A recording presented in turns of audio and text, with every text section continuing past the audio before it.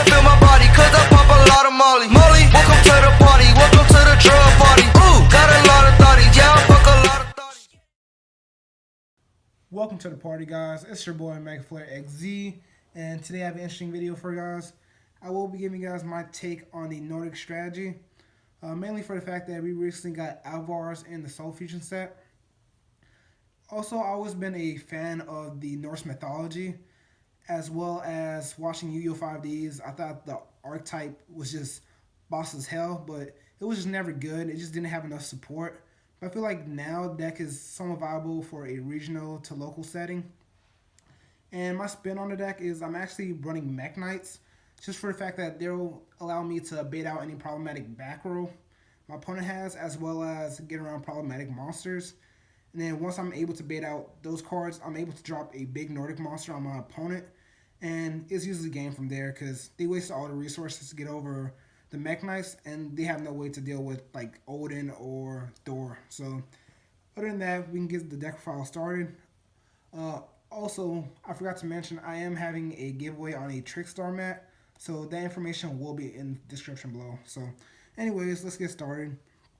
So getting onto the deck profile, we have 3 Alvars. This card is really good for the fact that it is a 1-card synchro.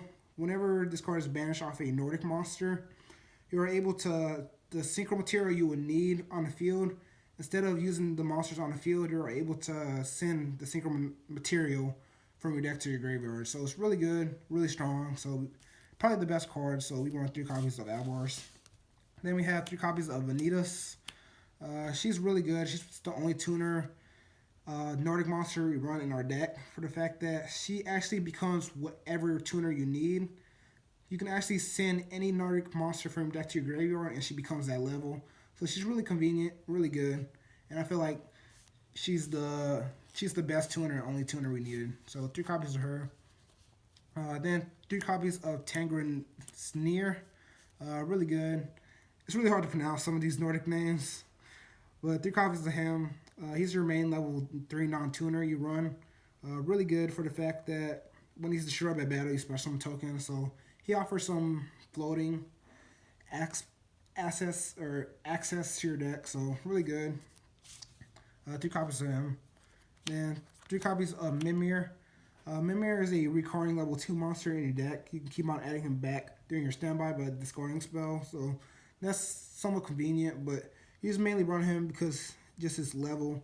You just need more level 2 non-tuners in your deck, so you just run 3 copies of him.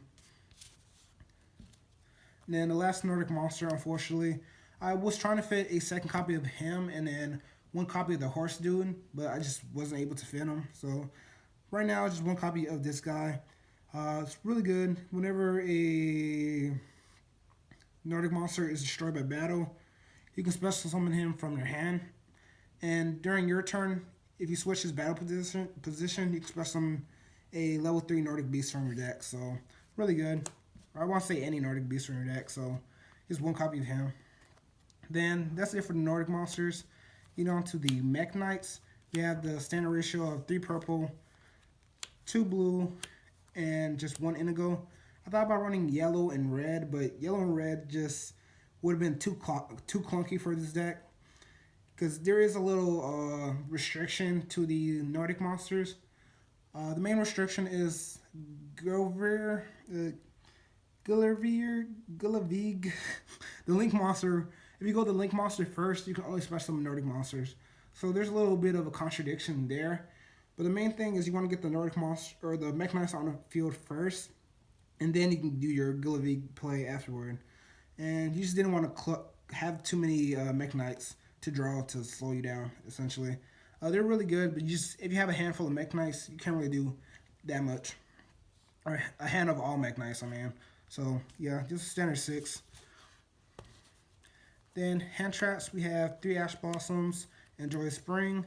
I know, I hate hand traps too, but we just have to play them. It's probably the only expensive thing about YuGiOh right now is you have to have hand traps to play. So, you can get away with running Valor and Ogre and stuff like that. But if you can, definitely pick up the more expensive hand traps if you haven't already. So 3 Ash, 3 Drone Lock. I'm not trying to lose the FTK as well as these are the hand traps that get around magical mid-breaker field. And the last hand trap I chose to run was 2 Ghost Ogre and Snow Rabbit. I just felt like she hits a variety of decks, so 2 Ghost Ogres were really good. I did think about Effect Veiler, but Effect Veiler, my only issue with Effect Veiler was I like it, but at the same time I just needed stuff to hit like more meta relevant matchups, because Effect Veiler is really good, but with mid-breaker field being a thing and Call by the Grave, it is kind of dangerous to play. So, but it's still really good to play if you can make room for it. So just standard 8 hand traps. Then for the spell lineup, we have, unfortunately, 3 Pod Desires. I really don't like this card, but my friend suggested to run it. I even went on a science calculator, and I didn't realize that with Desires, your chance of desiring into another desire is actually really low. It's like super low. I want to say it was like a 5% chance of it happening. And then you opening up multiple desires is low as well. So 3 desires for right now. I think I will try to put more darks later on in a more future video, if I can find just more dark monsters that fit this strategy. But as of right now, 3 desires good, but I will mess around with Allure Darkness. Then 2 Share Rod, just because against like Sky Striker and Trickstar, this card is bad going second. And then 2 Forbidden Chalice, just because we need ways to get around problematic monsters going second. And then going first is not bad as well. And the last spell is 2 Scapegoat, just because Scapegoat is really good. These offer us a lot of utility. And again, it's like like with Share Ride, it's not the best card going second, but it just gives you options essentially. And then the last thing about the deck is we are running 3 copies of Evilly Match. I don't know how I feel about this card, but I know for a going second strategy, it's the right card to run. There are a lot of other alternatives you can run instead of Evilly Match. But as of right now, I'm just running 3 copies of it. And you can honestly put Twin Twisters instead of Evilly Match. I'm actually thinking about running Twins over Evilly Match, but I will have to test it. But as of right now, we got 3 Evilly just because it is a going second deck. And it's supposed to do a little bit more against like the Sky Striker and Thunder matchup, but I'm not too sure about it just yet. So 3 Evilly Match, we will be doing further testing with this deck. I'm really unsure.